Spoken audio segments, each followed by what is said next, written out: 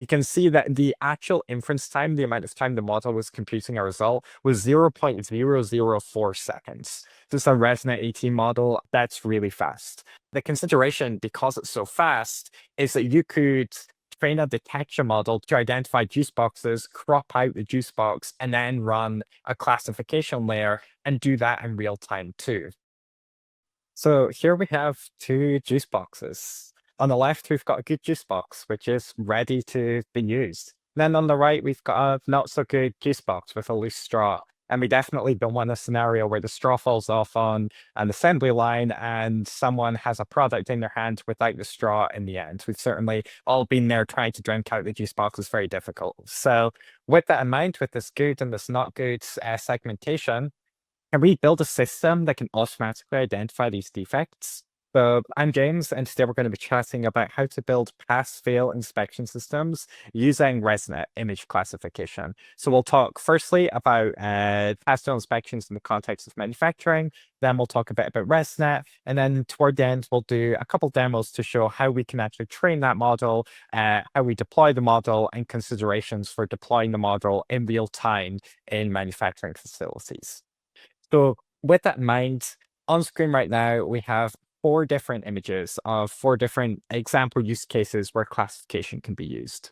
Now, image classification models assign one or more labels to the contents of a whole image, or indeed a cropped region of an image. And so here we've got four examples. On the left is a zoom in of a piece of metal, which is marked as good. There's no blemishes, no scratches, no dents, no other problems. To the right there, we have the same image, but well, a similar image with a scratch in it, and we can see marked as scratch. And even to the right of that, we can see a glass jar. And in this bottom left corner, there's a little scratch there. And a classification model can say, okay, there's a scratch.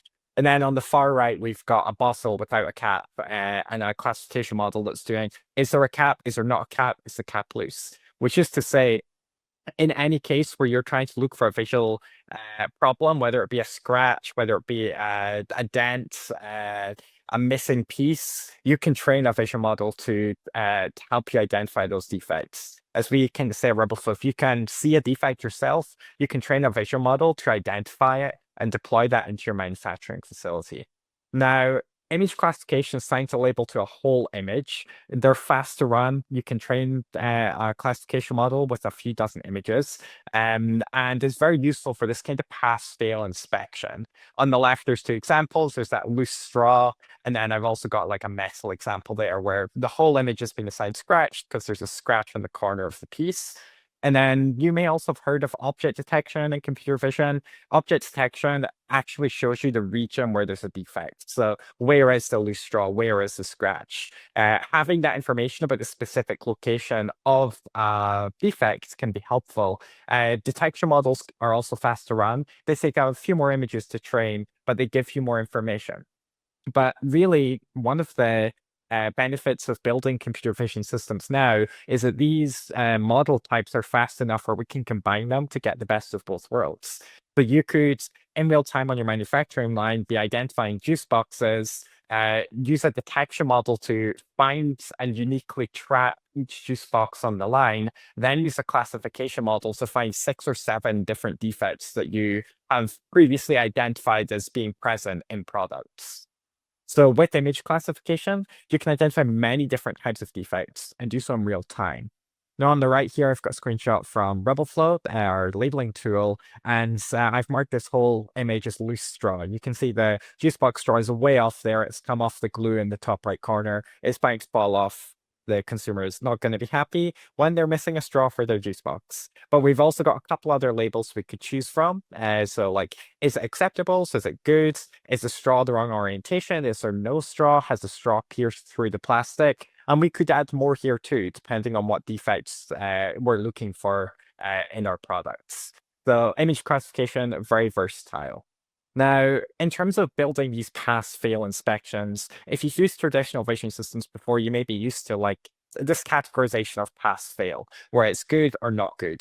With image classification, though, we can say it's good or not good and say why it's not good. We get that additional insight. So in the case of the straw, is the straw missing? Is the straw loose? And there's even more analysis you can get there. Now, by using image classification models, they're fast. They can run in real time in manufacturing environments. They're accurate. You can identify whatever visual defects are relevant for the products that you're manufacturing and do so at a high confidence rate. And the models are also tunable too. And this is really important. So as your process, your environment, or your product changes, if you add more SKUs, if you change the label on the product, you're able to update your model to adapt. And so if it is the case where you've introduced a new piece of equipment on your line and realized that there is a new defect that you haven't previously seen, you can update your model with images of that defect, roll that out across one or indeed multiple assembly lines or facilities. In production, we're seeing oftentimes a pilot is run on one assembly line, scale up to half a dozen, however many you're running, and then sometimes really take it to all your facilities. And it's that one model that it all begins with. So we've spoken about image classification. The other part of this webinar is ResNet. So ResNet is short for residual network. It's a computer vision model which has been around for a few years now. It was developed by Microsoft Research, and ResNet is one of the quintessential image classification models. And as a reminder, that's given an image, tell me, assign a label to the whole image. Now, ResNet comes in a couple different sizes. There's 18, 34, 50, and 101. And in short, the larger the number in the name, and the slower the model is, but also the more accurate. Now, with that said, like ResNet 18, which is what we're going to be training today, is very fast and is also accurate for this juice box example. So certainly, like when I'm building vision solutions, I'm asking myself, how do I use the fastest, most efficient technology to get the job done? And so ResNet 18 worked out well. Then on the right there, a quick diagram of kind of the ResNet architecture. Those numbers are basically the higher the number, the more layers there are, the more computation it needs to be done. And that's where both the speed and accuracy trade-off comes in. So what we're going to build today, we're going to build a pass-fail inspection system to identify problems with juice boxes. Now, there's kind of 4 steps in doing this. The first is annotating images and saying, okay, this one contains this defect. This one is missing a straw. This one, it has a straw that's put on the wrong way. This one's missing glue, whatever the defects may be. From that, we prepare a data set, which is really like a frozen in time artifact that's like, this is the data I'm going to use for training. Then we're going to train that model. We'll train a ResNet in the cloud. And then we'll talk about how we actually run this ResNet in the real world and in real time.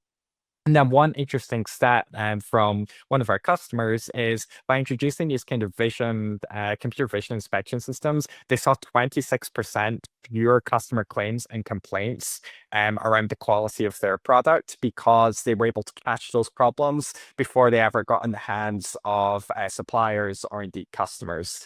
So definitely when we're talking these pass-fail systems, you're able to identify complex issues, assign more precise labels, and ultimately implement more rigorous quality assurance processes. Now, with that in mind, let's do a demo where we train a model. So I am going to go into RoboFlow here. In your RoboFlow dashboard, you'll see a button to create a project. I'm going to call this one Juicebox Webinar. Then I will say we're identifying Juicebox defects. And then when you're setting up your project, you want to choose classification.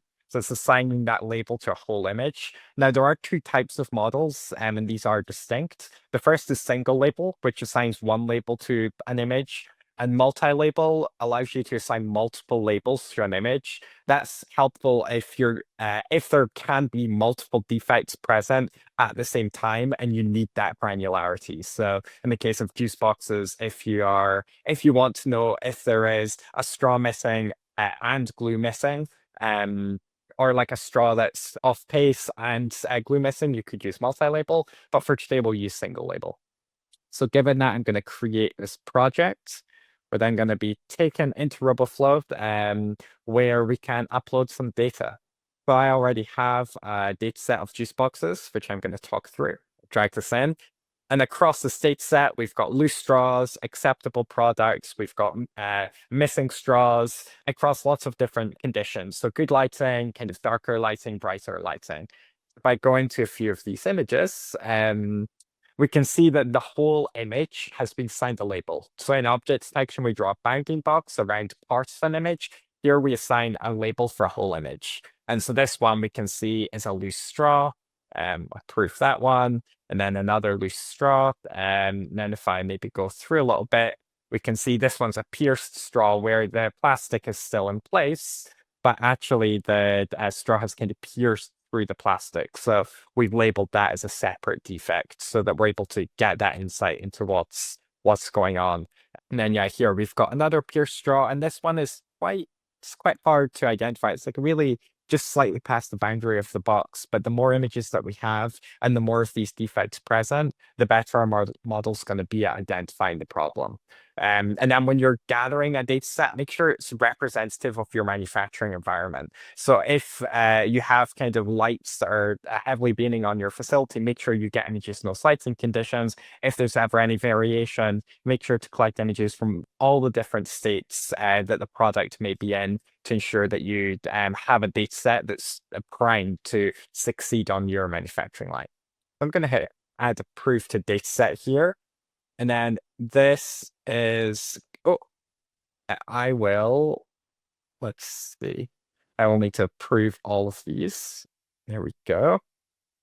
I will approve all the images and then add them into our data set. In RubbleFlow, when you've labeled your images, you can go to versions and then create this kind of snapshot of your data set that we will use for training. Whenever you're training for classification, for ResNet, make sure all your images are oriented properly. We call that auto-orient, recommended for all data sets. And then also resizing all your images to 640 by 640. That's going to be the input size of the images that we send to our model. You may also want to apply what we call augmentations. And these are kind of, we create a copy of random images in your dataset and apply transformations. These can be helpful to help improve the number of images you have in your dataset. So if, for example, we want to kind of accentuate some contours in an image, we could add an exposure augmentation. If the model's going to be used in different lighting conditions, we could add images of different brightnesses. But for this, we're going to use our dataset as is, then click create. And so our dataset is going to be packaged up, prepared, and then we're ready to start training. Now in RubbleFlow, training is a couple clicks away. I'm going to click custom train here, and then we get two options. So it's a good time to stop and chat about vision transformers versus ResNet. Vision transformers are a newer technology. They use the transformer architecture, which you may have heard has kind of taken the large language model world by storm, and indeed the vision language model by storm. Vision transformers are more accurate on the whole relative to other architectures, but they are slower to use, and we don't really see many people using those in production in manufacturing context right now. ResNet, on the other hand, really fast. You can get great rates of accuracy, and they also don't take very long to train relative to VITs. So yeah, we're going to hit ResNet, and then we get these sizes, as I spoke about earlier, 18 being the smallest, 101 being the largest that we support. I would be choosing a ResNet 18 model and click continue. And then the final thing is we're going to train from ImageNet. Now, ImageNet is what we call a checkpoint, which is kind of weights that have been pre-trained on some data. And by training from a checkpoint, we're able to attain much better performance. This is out of the box, supports some RubbleFlow, so we're kind of ready to go in that regard. And then we just click start training. So we chose an architecture, we chose the size of the model we wanted. Now RubbleFlow is going to do the rest, and then it says it'll take about 60 minutes to train this model, which has 240 images. Now, thankfully, I prepared a trained model earlier for us to review. So this is same dataset, but the model is ready. When your model is trained, you can go into RubbleFlow, click models on the left side, and then see in kind of in this interactive widget how your model performs on any image you upload. You can upload videos. You can also choose a couple samples from your test set. But here we can see, if I zoom in a little bit, or maybe not, we can see the class on the right side is loose straws. background, in this case, very clear. There's a loose straw. We select this one. The inference is going to run the backgrounds. Another loose straw. We can see it kind of peeking through the spike there. And then this one looks good to me. The model agrees. 96% confident that this is acceptable. It's a good product. It can advance on the manufacturing line. So with that said, in the clouds, we've been training our model. We've got our model here. And then we also get some of the kind of accoutrements that add to our understanding of the model. So we can scroll down and get a bit more information about places where our model can improve, which is calculated using a confusion matrix we make.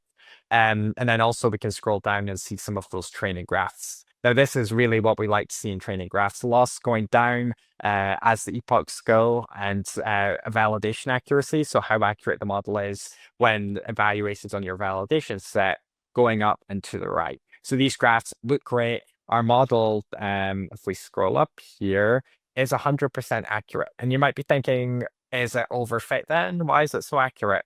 ResNet models are able to reach these high levels of accuracy, especially these into smaller ones. And so definitely if you see 100% accuracy, the next thing I should be doing any vision project is test on production data, test on a test set, your validation set, and really put the model through its paces. But we're looking at a web interface here. And so you might be thinking, like, how do we run this model in production? That's where we go back to the slides. And we chat about how we take that model and apply it in a manufacturing context, or indeed any context where we want to run our ResNet. So the way I like to think about kind of the model is it's the brain behind the application. It's giving us a visual intelligence based on the images that we have shown to the model and the labels that we've shown.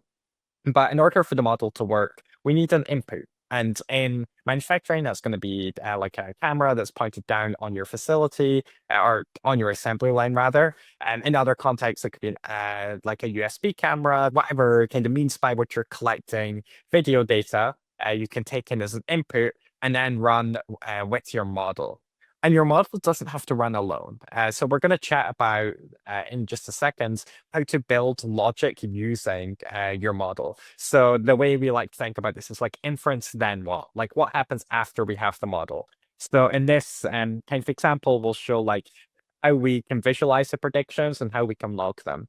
There's a couple different things you might want to do in manufacturing. You could connect your workflow to a PLC. So if there's a defective product and action is taken, you could log whenever there's a defective product to a database with a timestamp of when it happened, and indeed camera capture of the product in that state so that you're able to build up this intelligence over time. Now, because we're able to say there's a loose straw, there's a missing straw, there is a straw with the incorrect orientation, all these different defects, we're able to build up a lot of insight into the state of our manufacturing line. So over time, we'd be able to measure, for example, are there particular circumstances under which a certain defect becomes more prevalent? Or if you are applying a fix that you think will reduce defects, you can actually monitor your data and be like, okay, we implemented the fix on Tuesday. On Wednesday, over the last 24 hours, have we seen a reduced instance rate of that defect? So having that granular data is really helpful. But now let's get to deploying our model. So for running our model, we are going to head back to RoboFlow here, and then we're going to click the magic purple button in the top right corner that says Deploy Model. Now, this is going to let us enter into RoboFlow workflows, which let you build multi-stage computer vision applications. Those can then be run in the cloud on a dedicated infrastructure in the cloud, or also on your own hardware. And the manufacturing lines, really on your own hardware, is what you need to achieve the latency in the frames per second you're looking for. I'm going to hit build my own for the template here, and then it's automatically going to say, do you want to use this model? So I choose, or, oh, I think it's going to choose it for me. Great. And then I'll hit create workflow down here at the bottom. And so now we have our inspection workflow. Let's call it use boxes. And we've got a workflow. So this takes in an image, it runs our model, and then gives us kind of an output. Now, I am going to add a couple things to this workflow. First, one essential part of building vision systems is actually seeing the results from your model. So I'm going to choose a classification visualization, which is just going to give it an input image, put a label on the top, say this is what the model predicted. So I'm going to hit save there. We'll then hit test workflow, and then I will bring in an image from the dataset test set. So I'm going to bring in this one here. I'll click run. And already we've got a result. So here we've got that JSON of information about the kind of prediction, the image input size, and importantly, we've got this time value. So you can see that the actual inference time, the amount of time the model was computing a result, was 0.004 seconds. This is a ResNet 18 model, and like that's really fast. And there's a reason why this is important. So you might be thinking, okay, so this can go at like 100 frames a second easily, like great. But the consideration, because it's so fast, is that you could train a detection model to identify juice boxes, crop out the juice box, and then run a classification layer and do that in real time too. One example we've got to hand is we help a large manufacturer who is trying to validate is the lid of a product, does it match the base of the product? And the reason that's important is if the lid and the base differ, then the consumer doesn't know what's actually in the product. And so they are running a manufacturing facility with a detection model, then all the kind of pots are detected, classification is run on both the lid and the base, and then whenever there's a mismatch between the two in that area, the results are logged. Now you might be thinking that's a lot of steps and that's running in real time. Yes, it is. It's running every day. And it's possible because the model can run so fast. And so definitely these models are great. But let's take a look at the visual. We can see it's overlaid that label just for us, so we can see it's acceptable. I will drop in another image, maybe drop in this one, then run again. And then you can see it's another loose straw. This one's really far off, and we get that label loose straw. And if, let's say we were to build this like detect and classify workflow, we can do that all in here. So we'd want to train a detection model to find juice boxes, then have our classification model identify specific ones. And then we can use any of the dozens of blocks we have available. We could use video processing to track objects between frames. We could have a line counter that's counting objects as they pass the assembly line while all this is happening. So we can layer multiple inspections, have that run in real time, and then, as I kind of alluded to earlier, have the data saved in some way. So it could be to a local file, to a SQL server, in Microsoft Cloud, and in CSV format, whatever that would look like for us. And then one more thing is we could also take the information and the visual information when defects are found, upload those back to RoboFlow and use it to train another model version. So really, kind of the world is your oyster. When you have your model ready, you can build this logic, connect things to where they need to be, and rely on it as a workhorse in your manufacturing facility. So with that said, we have a couple more slides. So one big thing is speed. When you're deploying classification models, when you're deploying any model, speed is essential. Now, when you're running vision models on assembly lines, manufacturing facilities, we really recommend using edge hardware. Our top recommendation is the NVIDIA Jetson, for which our kind of inference server is optimized. Indeed, any NVIDIA GPU hardware is great for running these deep learning models in real time, especially if you're doing this two-step workflow where you're detecting all the juice boxes, classifying each of them, tracking the juice boxes, counting how many juice boxes cross the line in real time. Definitely having that more powerful hardware in a dedicated GPU is helpful. But yeah, two-step systems can run in real time with the right hardware. Another consideration is what camera you're going to use. We have a blog post on this, for which there's a link at the bottom there. Generally, we've been relying on Bachelor cameras, Lucid cameras, and manufacturing facilities. Really, the main things to look out for are the frames per second or the shutter speed, resolution, and then also just what's your budget for a project like this. Generally speaking, we see manufacturers kind of collect data, spend some time on kind of building a POC model, a version 1 with 100, 200 images, whatever it needs to validate that vision is going to help them solve that problem. And then after that, kind of start to look at scaling up, increasing the budget for a project. So yeah, great blog post to look at in terms of starting to make those decisions about, okay, now I've got this model, how do I operationalize it? Now, if I go quickly back to RoboFlow, I will also say that, in terms of like how you get this running on a Jetson when you've got one set up, is you press the deploy button. And then here you're going to get code snippets if you want to run in the cloud. If this is like you've got archived data you want to analyze, you could run that in the cloud. You'll get a code snippet. You can also have inference running on your local device. What happens here is this workflow we built on our website is turned into kind of code that is then saved on your device as well as your model weights, and that can run in real time on your device. So this is where you need to go to get all the code that you need to run your system in production. So at the start of this webinar, we had two juice boxes. On the left, we had a juice box that was good. On the right, we had one that wasn't good. There was a loose straw. And then we had the question, can we build a system to identify these defects? Well, I think over the last 10, 50 minutes or so, we validated that yes, indeed we can. We can identify several different defects with straws, missing straws, straws that are falling off, straws that have pierced through the plastic. And even though the plastic isn't very visible here, the model's still able to get that understanding of when it's pierced through. Again, coming back to that primitive of if you can see it, you can train a model to identify it. In production, we're seeing classification and detection models used for everything from finding defects in kind of consumer packaged goods to finding scratches in car parts to other vehicle types as well. And really, the world is your oyster. You could inspect everything from little scratches on glass to protrusions on battery technology to whether or not a circuit board has any soldering points that are not properly soldered.